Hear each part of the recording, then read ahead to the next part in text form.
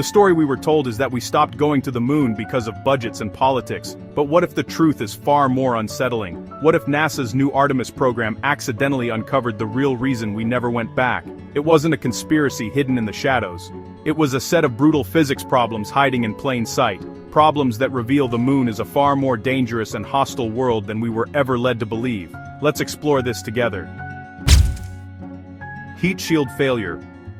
What if the single most critical piece of equipment for bringing astronauts home is flawed? That's the terrifying question NASA faced after Artemis 1. When the Orion capsule blazed through Earth's atmosphere in December 2022, its heat shield began to break apart in ways no one predicted. Chunks of the protective material, called AV-coat, were torn away, leaving unexpected gouges. According to Orion program manager Howard Hu, the investigation that followed was taken with extreme seriousness, driven by crew safety. It took a team of experts nearly 2 years to solve the mystery. They discovered that Orion's unique skip guidance re-entry, where it dips into the atmosphere twice, allowed heat to build up inside the shield. This created gas pressure that the material couldn't vent, causing it to crack and shed charred pieces. NASA's models, built on decades of data, failed to see this coming. The failure exposed a critical knowledge gap in our understanding of hypersonic re-entry from lunar velocities. Such a flaw on a crewed mission would be catastrophic, leaving no margin for error. This single failure forced the agency to delay the first crewed mission, Artemis 2, into 2026, proving that after 50 years, the simple act of coming home from the moon at 25,000 miles per hour is still a life-or-death physics problem we haven't fully solved. Radiation rivers. Imagine flying through invisible rivers of poison. During its journey, Artemis 1 confirmed a threat that is far more insidious than heat-deep space radiation. We are currently at the peak of solar cycle 25, a period of intense solar activity, predicted to climax in July 2025. Solar scientist Lika Guhathakurta has emphasized that preparing for this space weather is critical for the Artemis program. The sensors aboard the uncrewed Orion capsule revealed something chilling. Simply by changing the spacecraft's orientation, by rotating the vehicle, the radiation dose inside dropped by as much as half. Let that sink in. The difference between a safe mission and one that could expose astronauts to cancer-causing levels of radiation could come down to which way the ship is pointing during a solar storm.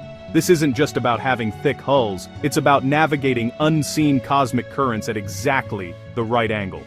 Artemis 1 carried phantom torsos named Zohar and Helga, packed with sensors to measure organ-specific radiation doses, confirming the danger is not uniform. The data showed that without proper shielding and orientation, a single large solar flare could deliver a mission-ending dose of radiation in just a few hours. During the Apollo era, missions were short, but for the long-duration stays planned for Artemis, this radiation danger is a constant, potentially lethal variable that makes every moment outside Earth's magnetic field a high-stakes gamble. Deadly dust. The biggest threat on the moon might be the ground beneath our feet. Apollo 17 astronaut and geologist Harrison Schmitt was the first to experience it directly in 1972, calling it lunar hay fever. He and other Apollo astronauts suffered from sneezing, watery eyes, and sore throats after dust got into the lander. But this is no simple allergen. Lunar dust is made of microscopic shards of glass and minerals, formed by billions of years of meteorite impacts. With no wind or water to smooth them down, the particles are as sharp as broken glass. Worse, the sun's radiation gives them an electrostatic charge, so they cling to everything. Spacesuits, visors, seals, and, most terrifyingly, human lungs. Modern studies confirm the danger. These tiny daggers can tear through lung tissue, causing long-term damage. Schmitt reported that the smell of the dust was like spent gunpowder, a sign of its reactive nature. The particles are so abrasive they wore through layers of astronauts' boots and contaminated the seals of their sample containers. It's an engineering nightmare that Apollo only gave us a glimpse of. The dust grinds away at seals and joints, blocks instruments, and covers solar panels. We're not just going back to a dusty rock, we're landing on a world covered in microscopic glass that actively tries to invade and destroy everything we bring with us. Gravity traps. Imagine flying a spacecraft that is constantly being pulled off course by invisible mountains. This was the reality for Apollo mission planners, who watched in confusion as their carefully calculated orbits would suddenly decay. The cause was a phenomenon they didn't fully understand until much later: mascons, or mass concentrations, buried beneath the lunar surface. It wasn't until 2012 that a mission led by principal investigator Dr. Maria Zuber finally mapped these invisible hazards. The mission, called Grail, used 2 spacecraft flying in precise formation to create a detailed map of the moon's gravity. The result was stunning. The map revealed a lumpy, uneven gravity field, with massive concentrations of dense material lurking under the large lunar basins. These mascons create powerful gravity wells, invisible traps that can pull an orbiting spacecraft down by hundreds of feet per second.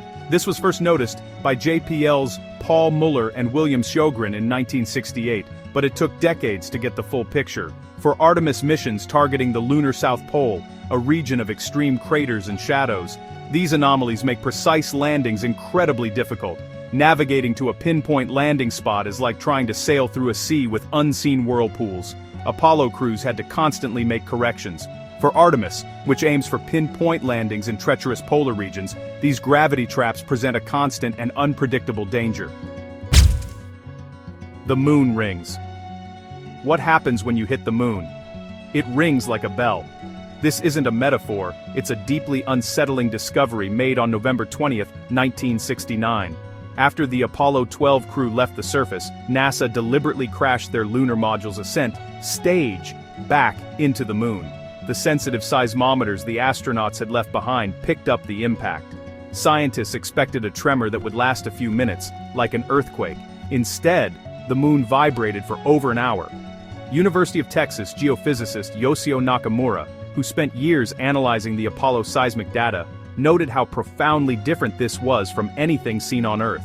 They repeated the experiment on later missions with even larger impacts, and the results were the same. The moon would ring sometimes for up to 4 hours. Unlike Earth, where water and magma dampen seismic waves, the moon's interior is bone-dry, rigid, and fractured. This allows vibrations to travel through it almost completely unobstructed. A single meteorite strike can cause the entire body to resonate, revealing secrets about its ancient, violent past. The entire celestial body resonates from a single impact. This discovery paints a picture of a geologically dead but strangely resonant world, one whose fundamental structure is completely alien to our own, and holds secrets about its violent formation that we are only just beginning to comprehend. Forgotten data. Humanity placed ears on another world, and then we chose to go deaf. For 8 years, from 1969 to 1977, the seismic stations left by Apollo astronauts sent back a continuous stream of data on moonquakes and meteorite impacts.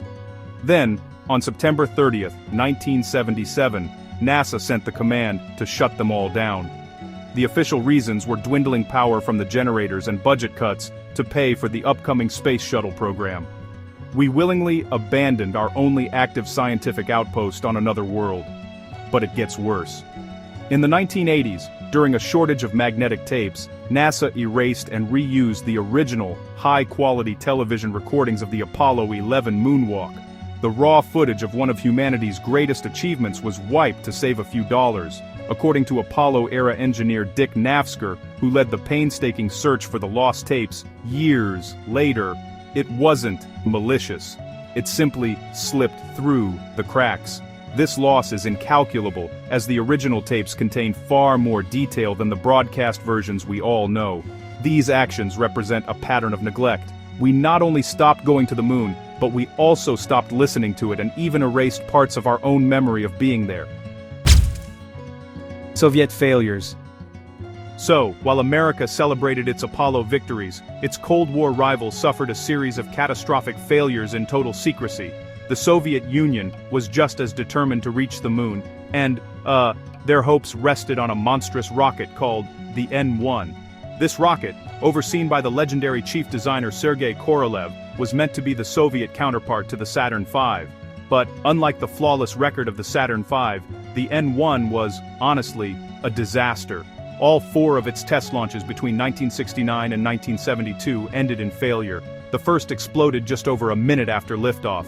The second, just seconds after clearing the tower, fell back onto the launch pad in what became the largest non-nuclear explosion in history, destroying the entire launch complex.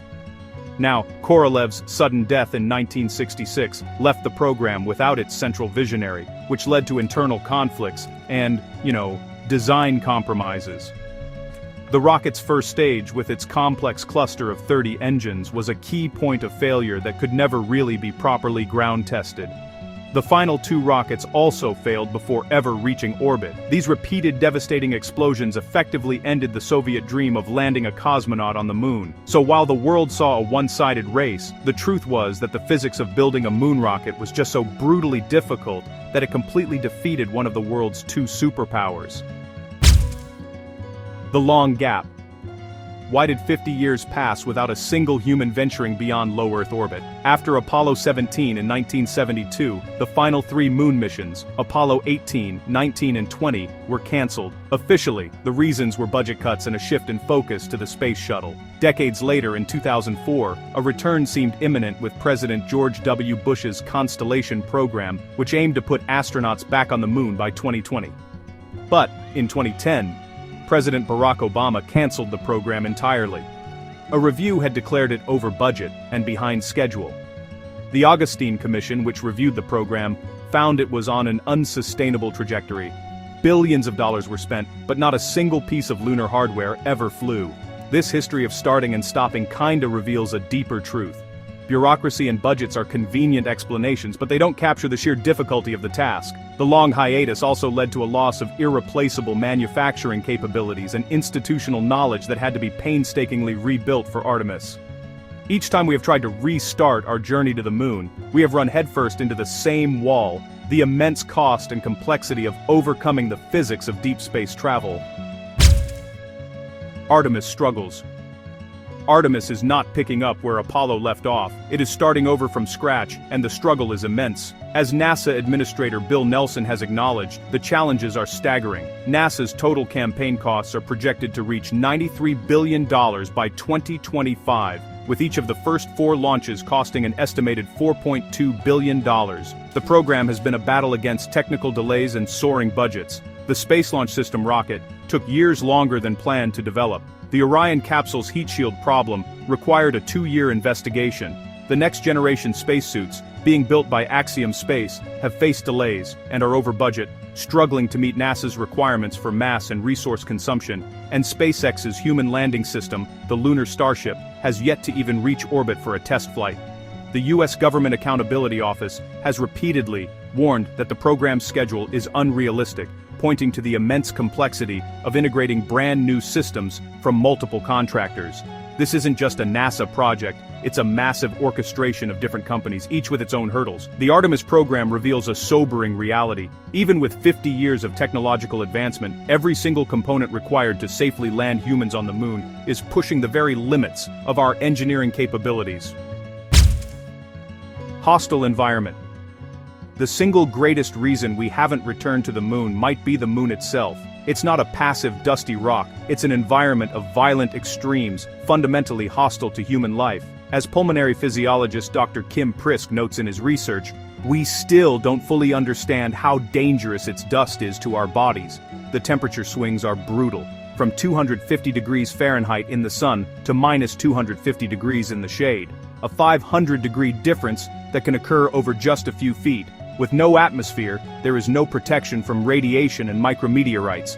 The electrostatically charged dust cuts like glass and invades every piece of equipment. The invisible gravity wells, or mascons, make stable orbits a constant challenge. This extreme thermal cycling can cause materials to become brittle and crack, a huge risk for long-term habitats. Even the very light and shadow create problems, with the low sun angle creating deep, dark shadows that can hide dangerous craters and rocks from landing spacecraft. What the new program is uncovering is not a conspiracy, but a set of harsh physical truths.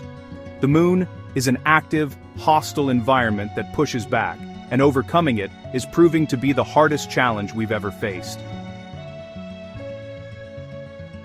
The evidence is clear. We didn't just stop going to the moon because we lost interest. We stopped because we discovered it was far more dangerous and difficult than we ever let on. The Artemis program's struggles with heat shields, radiation, and immense costs are not new failures.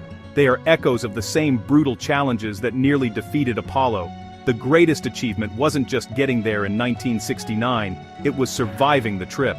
What do you think is the single biggest obstacle we still need to overcome? Let me know in the comments below. Don't forget to like, subscribe, and hit the bell icon so you don't miss the next chapter of our journey back to the moon. Thanks for watching Future Facts.